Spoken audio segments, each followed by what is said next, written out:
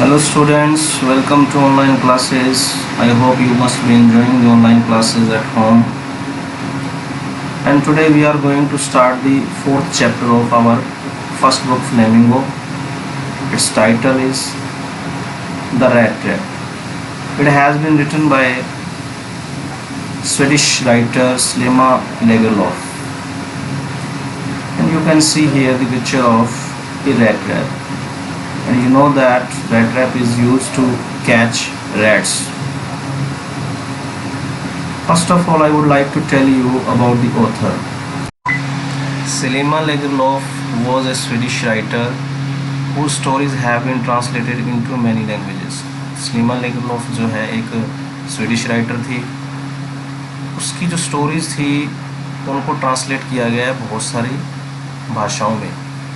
Universal theme runs through all of them. उनमें एक universal theme चलता है. यूनिवर्सल थीम मीन सामान्य सा एक विषय रहता है उनकी कहानियों में. A belief that the essential goodness in a human being can be awaken through understanding and love. उसके अकॉर्डिंग प्यार और समझ के माध्यम से वो कहती है कि मानव के अंदर जो अच्छाई होती है उसको जगाया जा सकता है. This story is set amidst the minds of Sweden.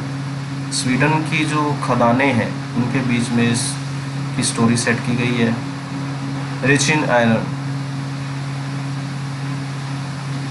Iron बहुत ज़्यादा है, यानी कि लोहा बहुत ज़्यादा पाया जाता है. और which figure large in the history.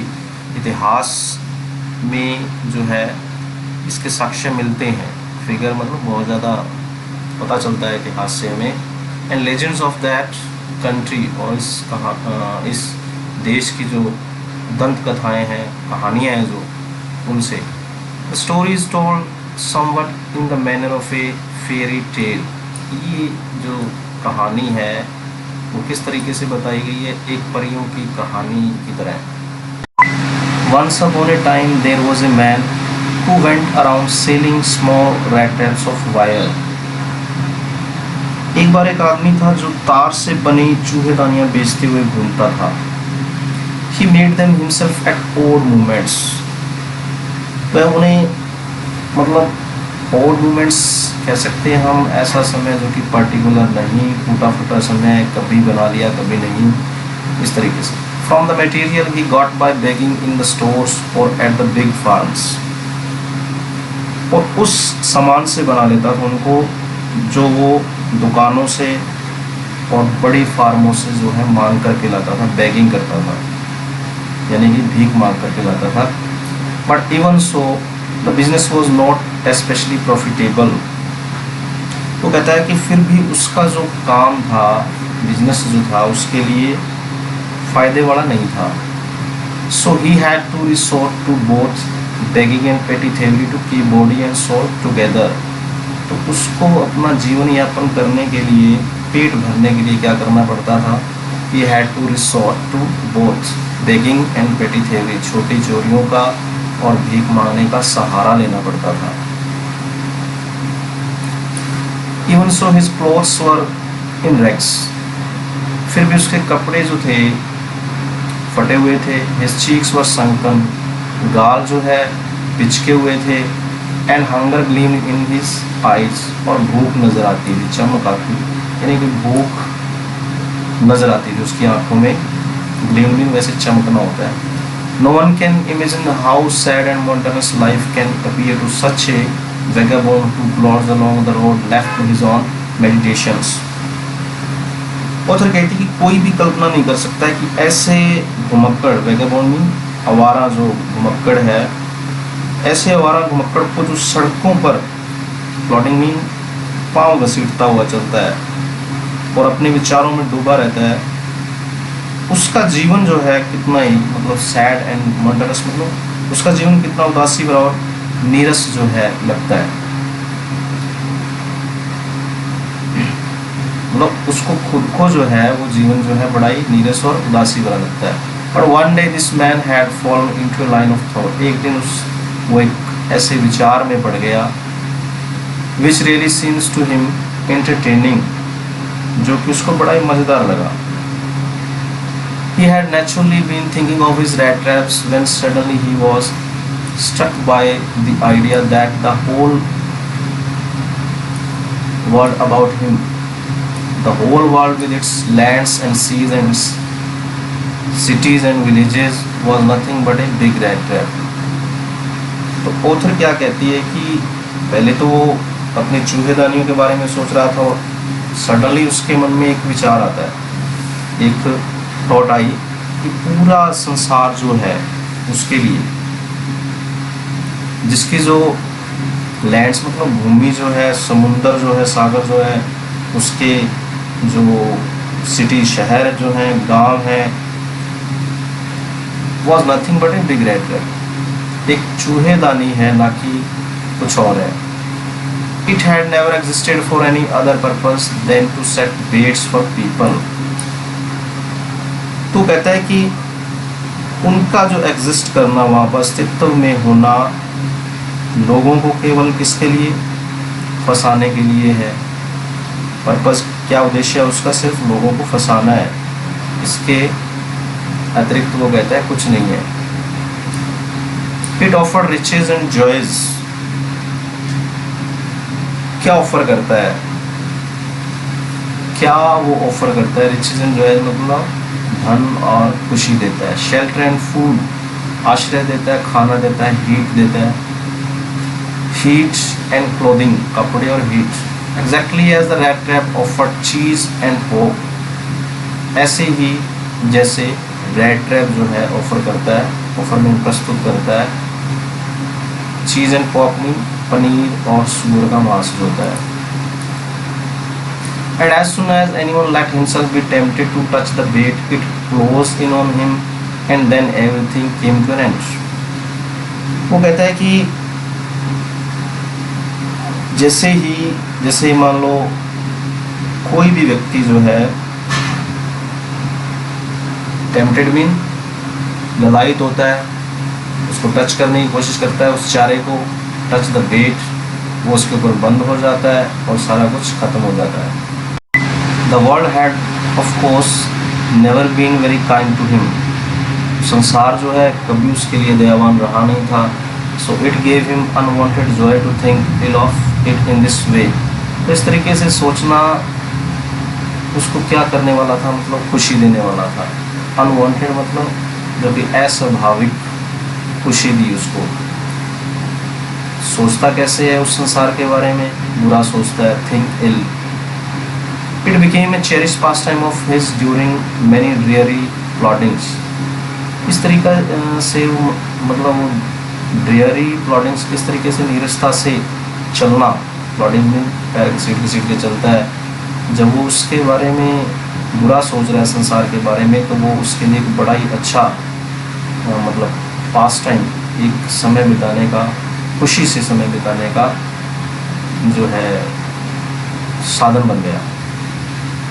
To think of people he knew who had let themselves be caught in the dangerous snare. और उन लोगों के बारे में सोचता था वो, जिनको वो जानता था, जिन्होंने अपने आप को उस जाल में फंसा लिया था. And of others who were still circling around the bait. और दूसरों के बारे में जो कि उस बेट, उस चारे के चारों ओर अभी चक्कर लगा रहे थे. One dark evening, as he was trudging along the road, he caught sight of a little grey cottage by the roadside, and he knocked on the door to ask shelter for the night. तो एक शाम को वो इस तरीके से road पर चल रहा था, ट्रॉजिंग धीरे धीरे चल रहा था, तो उसकी नज़र जो है ग्रे कॉटेज पर पड़ी, जो कि सड़क के बिल्कुल किनारे पर था. कॉटेज मतलब एक कुटिया पर पड़ती है. उसने दरवाज़ा खटखटाया और शेल्टर के लिए पूछता है, आश्रय मांगा रात बिताने के लिए.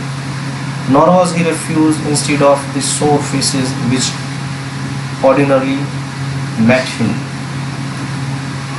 the owner, who was an old man without wife or child, was happy to get someone to talk to in his loneliness.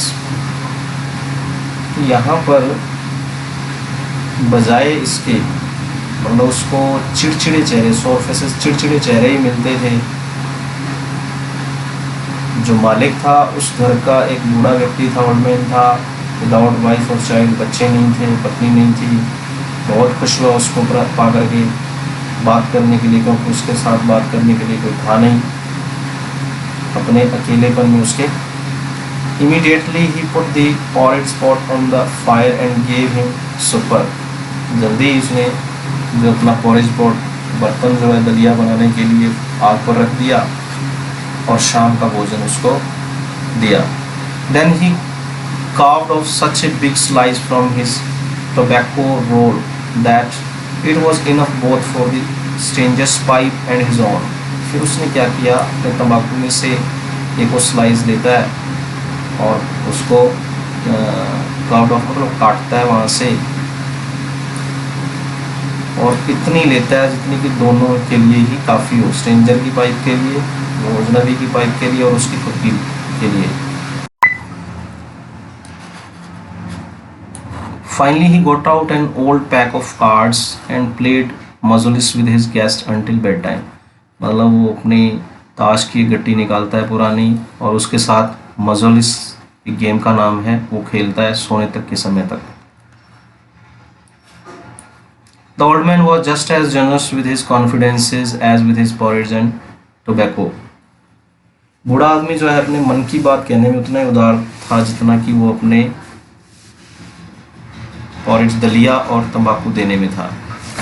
The guest was informed at once that in his days of prosperity, his host had been a crofter at Ramso Ironworks and had worked on the land. Guest को ये बताया गया, उसने उसको अपने मेहमान को बताया कि वो अपने in his days of prosperity, खुशहाल दिनों के अंदर वो क्रॉफ्टर था, एक किसान था, रामसो आयरन वर्क्स के अंदर खेत में काम किया करता था।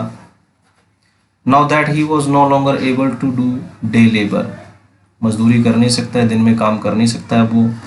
It was his cow which supported him, उसकी गायें हैं जो उसको सपोर्ट करती है। Yes that Boji was extraordinary, Boji मतलब रोबीली धौंस जमाने वाली है वो, एक्स्ट्रा ऑर्डनरी असाधारण जो गायें है।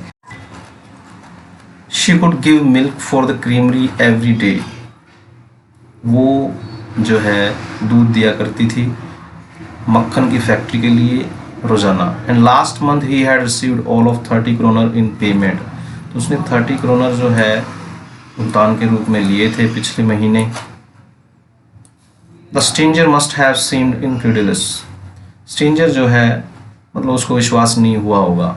For the old man got up and went to the window, इसी कारण से जो ओल्ड मैन है, बूढ़ा आदमी है, उठा और अपनी विंडो के पास गया। टुक down A leather pouch which hung on A nail in the very window frame, जो विंडो की चौकाट थी उस पर एक कील लगी हुई थी, वहाँ पर एक पाउच टंगा हुआ था, वो लेदर पाउच जो है उस बूढ़े आदमी ने उतारा।